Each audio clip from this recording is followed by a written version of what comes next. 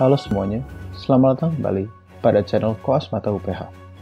Pada hari ini, kami akan membahas mengenai katarak senilis.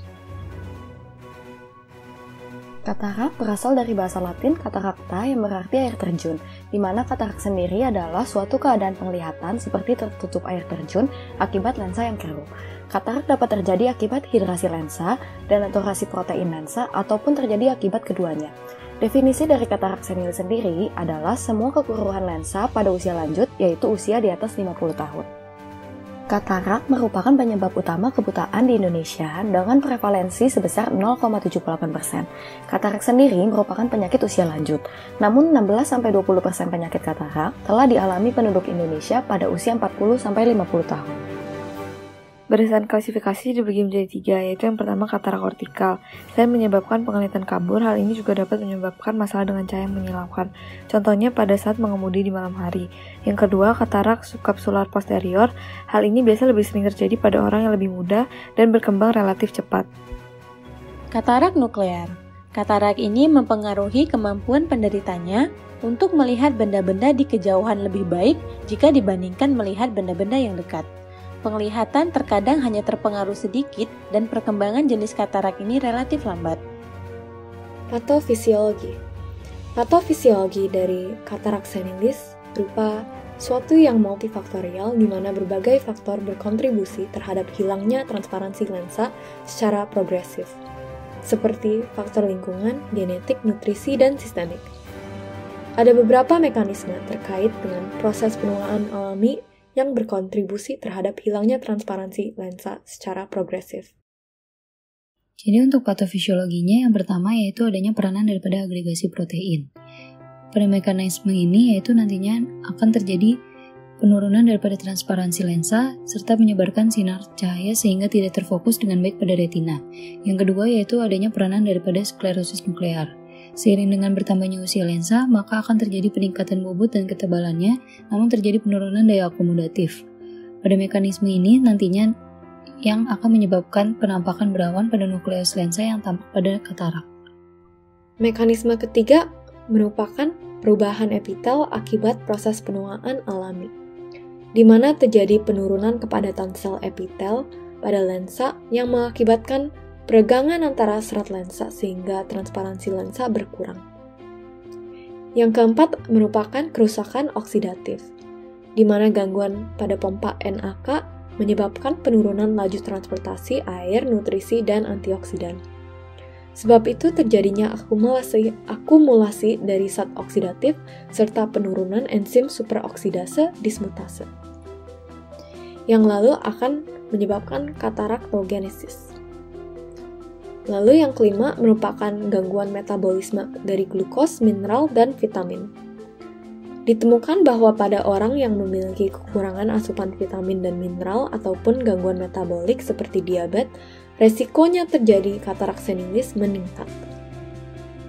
Kemudian untuk patofisiologi berdasarkan klasifikasinya yaitu yang pertama ada katarak nuklear. Hal ini terjadi akibat adanya sklerosis nuklear yang berlebihan dan menguning disertai adanya pembentukan central lenticular opacity. Nuklear juga dapat menjadi sangat buram dan kecoklatan. Yang ini nantinya disebut dengan brunesen nuklear katarak. Kemudian pada katarak kortikal terjadi perubahan komposisi ionik lensa korteks dan terjadi perubahan hidrasi dari serat lensa. Lalu untuk katarak subkapsular terbentuk akibat adanya granular dan plaque-like opacities pada korteks posterior subkapsular. Berikut contoh gambaran perbandingan antara mata normal dan katarak. Pada mata katarak tampak lensa yang berawan atau cloudy lens. Lalu, pada anamnesis harus ditanyakan usia pasien dan keluhan utama pasien yang biasanya berupa kehilangan penglihatan yang terjadi sangat bertahap. Biasanya tidak disertai gejala nyeri, penglihatan penderita semakin kabur dan berawan sehingga seperti melihat dari kabut, dan kontras dan warna menjadi kurang jelas. Sensitivitas terhadap cahaya juga meningkat. Terjadi juga perubahan kekuatan refraktif mata yang sangat mendadak sehingga pasien tiba-tiba dapat melihat jelas namun hanya berlangsung sebentar.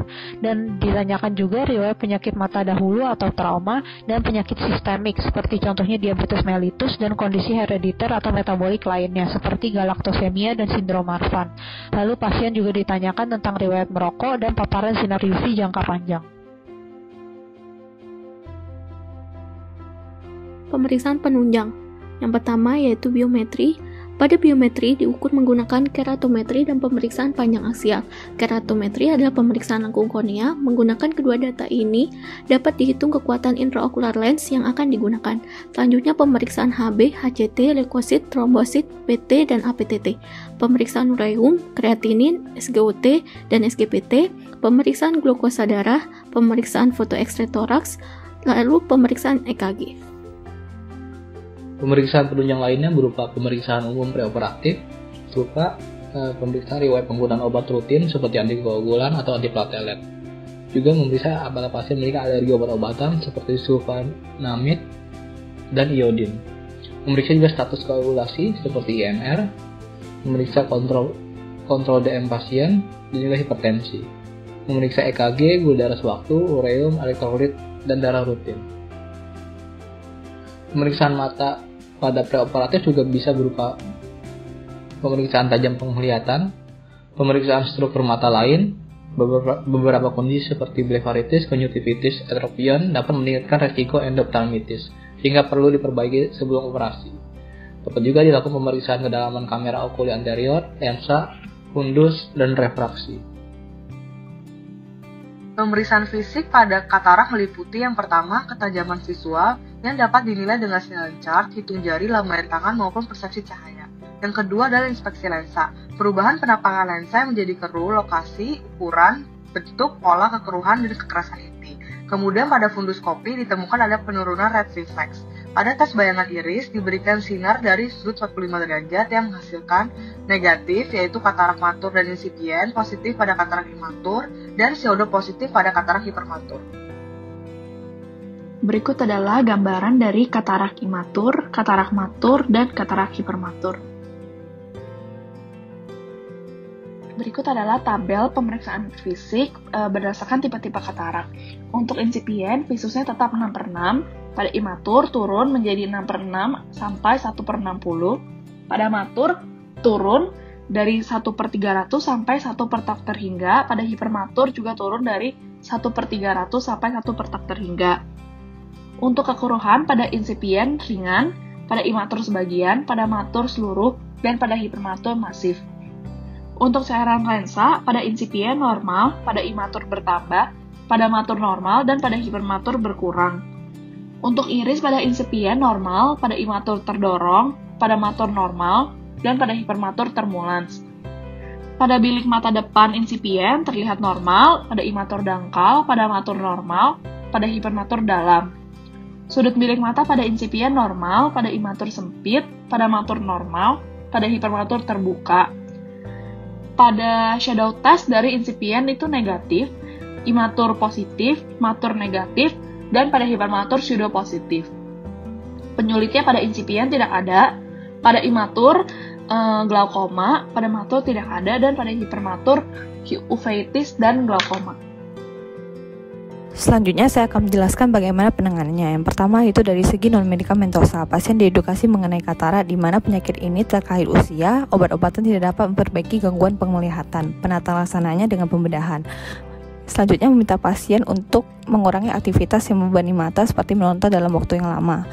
Meminta pasien untuk menjaga pola hidup dan pola makan, tujuannya memperlambat timbulnya penyakit sistemik seperti hipertensi dan diabetes yang dapat memperberat penyakit mata pasien.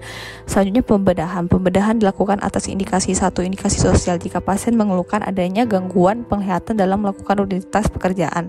Indikasi medis bila ada komplikasi seperti glaukoma. Indikasi optik jika dari hasil pemeriksaan visus dengan hitung jari dari jarak 3 meter didapatkan hasil visus 3/60. Indikasi kosmetik biasa dilakukan pada pasien muda, tujuannya untuk membuat pupil tampak hitam. Ada beberapa macam tindakan pembedahan. Yang pertama, intracapsular cataract accretion (ICCE), tindakan bedah yang umum dilakukan pada katarak Snellis. Lensa dan kapsul diangkal dengan memutuskan jurnal rejin yang telah mengalami degenerasi. Pada saat ini, intrakapsular jarang dilakukan karena insisinya lebih luas. Kerugiannya hanya dapat dilakukan implantasi IOL yang dapat menimbulkan komplikasi terhadap kornea. Keuntungannya tidak terjadi katarak sekunder karena seluruh komponen lensa diangkat. Teknik ini digunakan dalam kasus tertentu seperti supulasi lensa, dislokasi lensa. Kontraindikasinya jika pasien mengalami miopia tinggi, sindrom Marfan, katarak Morgani, dan vitreous masuk ke COA. Extracapsular cataract extraction atau ECCE. Teknik operasi yang membuang nukleus dan korteks lensa melalui kapsul anterior. Sebagian kapsul anterior dan kapsul posterior ditinggal sebagai tempat untuk lensa tanam atau IOL. Cara ini umumnya dilakukan pada katarak dengan lensa mata yang sangat keruh sehingga sulit dihancurkan dengan teknik vakuemulsifikasi. Keuntungan dari teknik ini adalah melakukan insisi kecil sehingga astigmatisme lebih kecil daripada EKIK dan menimbulkan luka yang lebih stabil dan lebih kecil. Teknik ini dihindari pada penderita dengan zonula zini yang rapuh. Komplikasi pasca operasi seperti ablasi retina dan edema makula sistoid lebih kecil dibandingkan dengan metode intrakapsular. Penyulit yang dapat terjadi timbul katarak sekunder. Operasi katarak dengan insisi kecil atau SICS. SICS merupakan pengembangan dari teknik ECCE dengan insisi yang sangat kecil, 7-8 mm, sehingga hampir tidak memerlukan jahitan. Penyembuhan luka menjadi lebih cepat dan resiko astigmatisme lebih kecil dibandingkan dengan ECCE konvensional. Tata laksanaan badan berikutnya yakni vakuemulsification. Jadi dia merupakan modifikasi dari metode ekstrakapsular karena sama-sama menyisakan bagian kapsul bagian posterior. Nah, tekniknya yakni dilakukan insisi kecil untuk mengeluarkan lensa kurang lebih 3 mm. Kemudian teknik ini menggunakan jarum yang diarahkan dengan gelombang ultrasonik ke arah nukleus untuk mengaspirasi substrat lensa. Gelombang ultrasound tersebut dapat memecahkan lensa menjadi berkeping-keping. Teknik ini memiliki beberapa kelebihan dibandingkan ekstraksi ekstrakapsular, yaitu salah satunya insisi yang lebih kecil, kemudian mengakibatkan rehabilitasi yang lebih cepat dan komplikasi postoperatif yang lebih ringan. Kelemahannya adalah biaya operasinya yang relatif lebih mahal. Jadi intraocular lens itu dibagi menjadi 3, yakni ada monofokal, multifokal, dan extended depth of focus. Nah, kalau yang monofokal ini kelemahannya kita tetap membutuhkan kacamata untuk membaca kurang lebih 3 dioptri karena dia hanya mengkoreksi jarak jauh saja. Kemudian kalau yang multifokal dia bisa mengkoreksi jarak dekat, sedang, dan jauh, tetapi kelemahannya yakni harganya yang lebih mahal. Dan yang terakhir ada extended depth of focus. Nah, dia bisa extend lebih luas lagi pandangannya. Prognosis pada katarak senilis umumnya baik, terutama pada pasien-pasien yang sudah diberikan tata laksana dan manajemen yang tepat, yaitu sekitar 95% pasien yang sudah dioperasi penggantian lensa, visusnya kembali normal atau visusnya membaik. Dan sekitar 95% pasien yang sudah operasi intraokular lensa memperoleh visus sekitar 20/40 atau bahkan lebih baik. Nah, namun pada beberapa kondisi dapat terjadi after katarak. After katarak ini terjadi pada kapsul lensa yang sudah dioperasi, berubah menjadi cloudy atau berkabut sehingga mengganggu penglihatan visus pasien. Namun, ini dapat diberikan tata laksana berupa laser.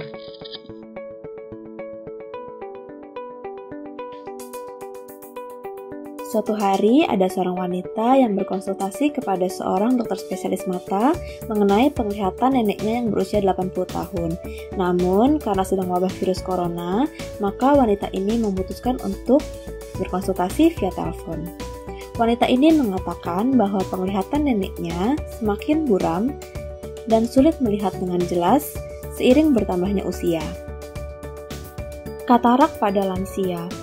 Katarak senilis atau katarak pada lansia adalah semua kekeruhan lensa pada usia lanjut, yaitu seseorang dengan usia di atas 50 tahun.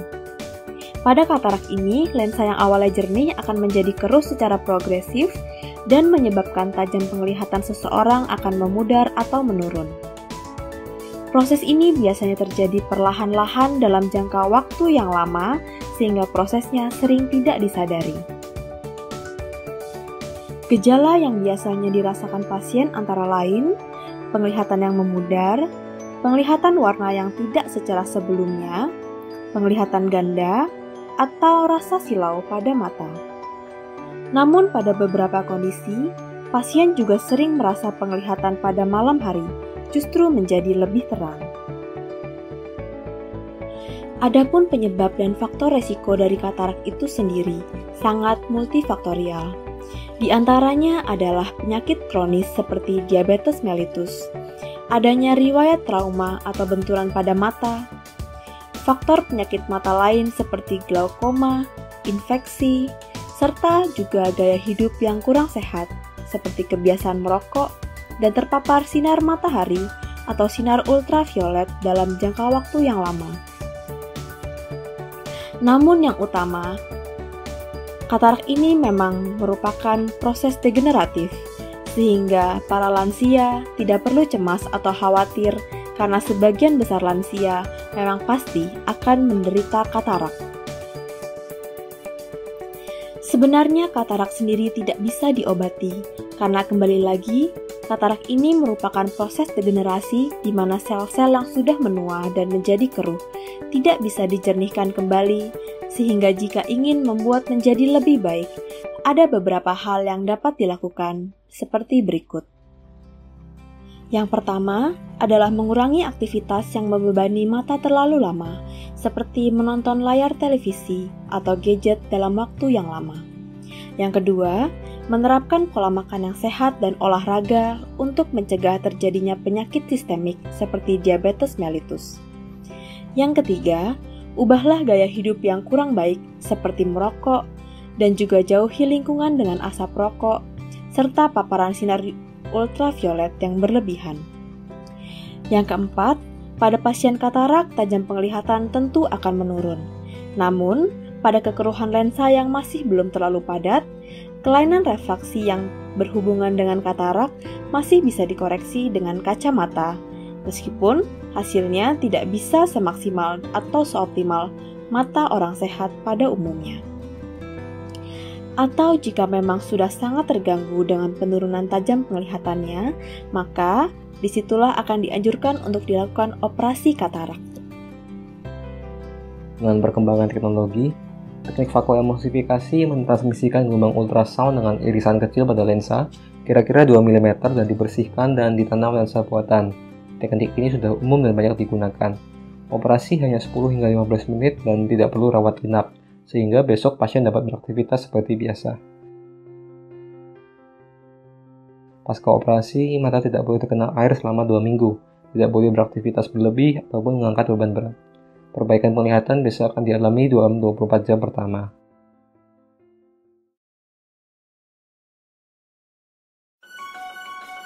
Terima kasih sudah mengikuti video ini dari awal hingga akhir. Semoga bermanfaat bagi kita semua. Sampai berjumpa di kesempatan berikutnya.